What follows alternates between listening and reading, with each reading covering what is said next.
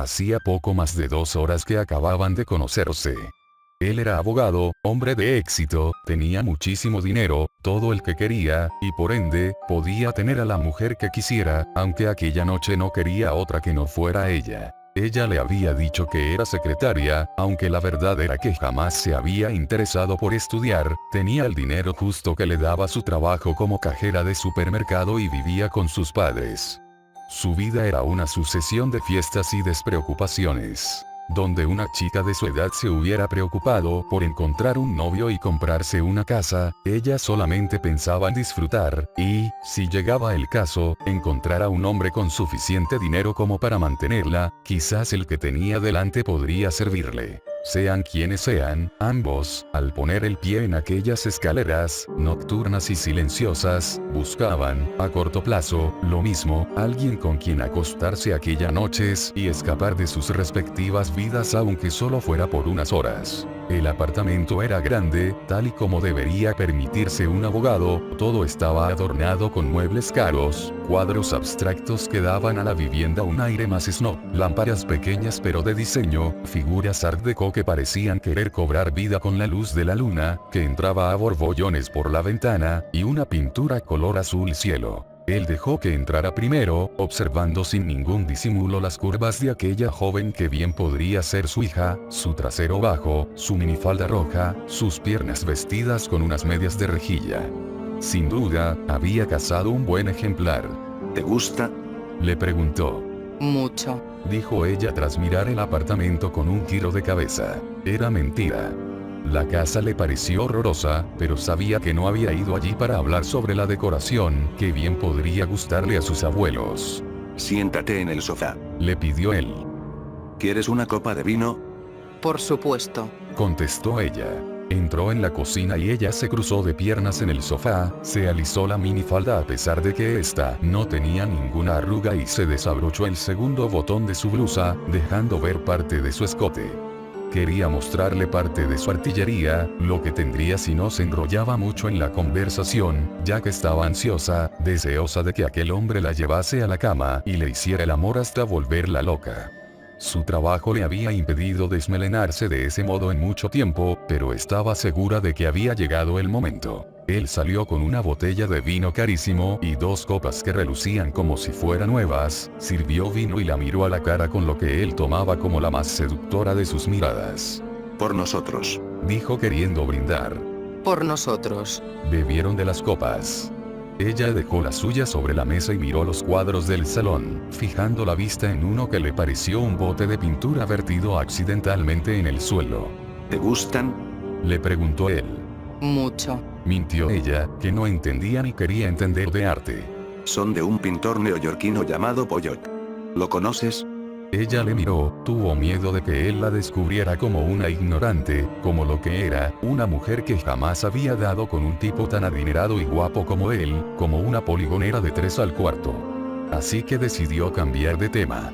Y los muebles son muy bonitos también. Dijo palpando la superficie de la mesa. Él la miró y sonrió. Me alegra que te gusten. Dijo. Porque tienen una historia. Ella abrió mucho los ojos y apretó los labios, él observó el gesto y no pudo evitar desear el momento en el que se la llevaría a la cama y en que besaría esos jóvenes y carnosos labios.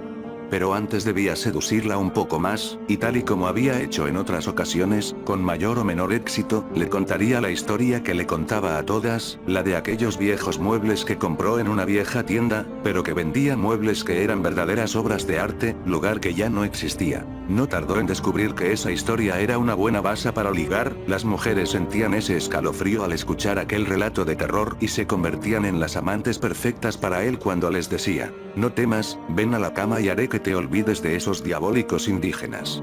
Cuéntame la historia, por favor. Dijo ella. Pero es de terror. Dijo él. ¿No te dará miedo? Ella bebió su copa de un sorbo mientras sentía como su adrenalina se disparaba. Por favor, aquello era, para ella, la noche perfecta, una historia de terror que haría que, con el vino, se excitara mucho más para el inminente sexo. ¡Qué excitante! Dijo ella preparada. Quiero oír esa historia de terror. De acuerdo. Dijo él viendo que había mordido el anzuelo. Te la contaré. Ella llenó su copa de vino y se acomodó en el sofá, sin dejar de mirarle mientras hablaba. Hace muchísimo tiempo. Comenzó él. Existía una tribu en medio de África, vivían alejados de toda civilización, y eran unos auténticos salvajes. Cuando digo salvajes me refiero a que no dudaban en atacar a otras tribus para robarles todo lo que tenían. Eran adoradores de un dios llamado Angat. Angat era el mal personificado, al que esta tribu le entregaba como sacrificio el cuerpo de mujeres y niñas que raptaban de otras tribus mucho más pacíficas que ellos. Ella pareció sentir un escalofrío y él también, pero el suyo era por el deseo de poseer a aquella mujer. Su relato, tal y como esperaba, estaba causando efecto. Continúa. Pidió ella. Se dice que los árboles de esta madera eran grandes y gruesos como las secuoyas, los llamaban Drimenibua, que se traduce a algo así como árbol que come o árbol comilón. ¿Y por qué lo llamaban así? Preguntó ella. Seguida lo sabrás, dijo él. Pero antes, otra botella de vino. Se levantó y no tardó ni siquiera un minuto en volver con otra botella de tinto, igual de cara que la anterior. ¿Por dónde iba? Ah, sí, árbol comilón. Se dice que esta tribu hacía los sacrificios como siempre se supone que se hacen. Su método era muy diferente. Ataban a las mujeres y a las niñas a los árboles, a los Drimenibua, que según cuentan, solamente crecían donde vivía esta tribu. Después de atarlas se iban a dormir, y, a pesar de que sus víctimas gritaban de dolor y pedían clemencia, ninguno se dignaba a salir de sus cabañas. Cuando amanecía no quedaba ni rastro de las mujeres.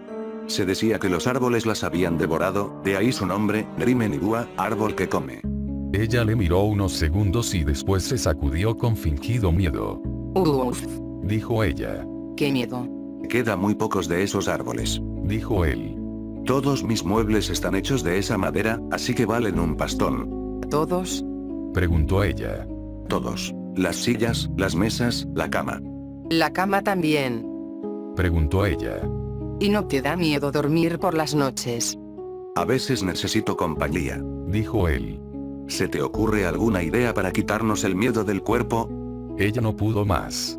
No sabía si era la excitación de aquella historia o el vino, pero deseaba a aquel hombre, así que le besó. Él la abrazó mientras la besaba y después fueron juntos a la cama, fabricada con la madera del árbol que come. Allí, se despojaron de sus ropas y llegó el momento deseado para los dos. Él la penetró con fuerza y ella dio por fin rienda suelta a su pasión, como si dejara atrás su aburrida vida de cajera de supermercado. No quería, no podía dejar de acariciarle mientras gemía de placer hasta que juntos llegaron al orgasmo en la oscuridad de la habitación. Después, ambos se durmieron. Durante horas, solo les acompañó la noche. Después ella sintió como él tocaba sus glúteos desnudos, todavía impregnados en sudor, se movió, gimiendo despacio, las manos cesaron. Tras varios minutos, sintió de nuevo los dedos del hombre, esta vez por sus muslos, subiendo y bajando. Ella sonrió, siempre era mejor dos veces que una, sobre todo cuando los dedos llegaron a su sexo, juguetones, indecisos. Quiso volverse y responder con un beso o algo más guarro, algo que lo dejase atónito y le hiciera desearla todavía más, pero, curiosamente, no podía mover un solo músculo de su cuerpo. Repentinamente asustada, pensó en que aquel tipo la había drogado, que había dado con psicópata, con un depravado que quería coleccionarla como si fuera su muñeca particular. ¡Socorro! Gritó. Sintió como alguien la volvía para colocar la boca arriba, con fuerza, sin mucha delicadeza. Estaba sola en la cama. Entonces, ¿quién la estaba moviendo? ¿Qué la envolvía por todos los lados de su cuerpo, dominándola a placer? Miró a ambos lados y abrió los ojos aterrorizada. Unas ramas, largas, vivas, pensantes quizás, tenían agarrados sus brazos y sus piernas. Después observó al hombre, a su amante, en el umbral de la puerta, bebiendo una copa de vino. ¿Qué carajos es esta mierda? Chilló, desbordada por el pánico. El tipo la miró, pero no respondió. Aquella frialdad con la que la miraba le daba pavor, aunque no tanto al saber que estaba atrapada por unas diabólicas ramas que surgían de aquella cama. Por favor, Suplicó ella. sácame de aquí. Lo vio desaparecer. Las ramas se ajustaron más a sus miembros, lo que hizo que gritara de dolor. Aquellas cosas, fueran lo que fueran, tenían una fuerza sobrehumana. No. Gritó. Las ramas continuaron retorciendo, estirando, hasta que los miembros se dieron, quejumbrosos como una madera vieja, haciendo que miles de gotas de sangre saltaran sobre el colchón, por el suelo, pero aquellas ramas no querían desperdiciar nada.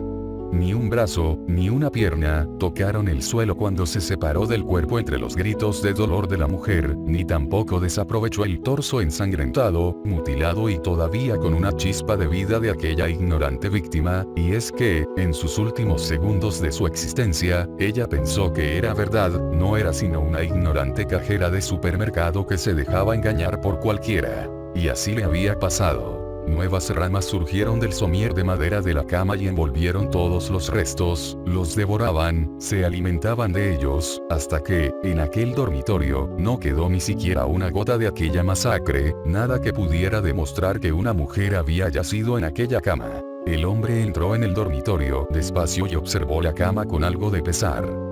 Sin duda, aquella mujer le había gustado, pero debía dar de comer al dios Angat, al cual había entregado su alma años atrás, cuando había viajado a África, a cambio de dinero y éxito con las mujeres.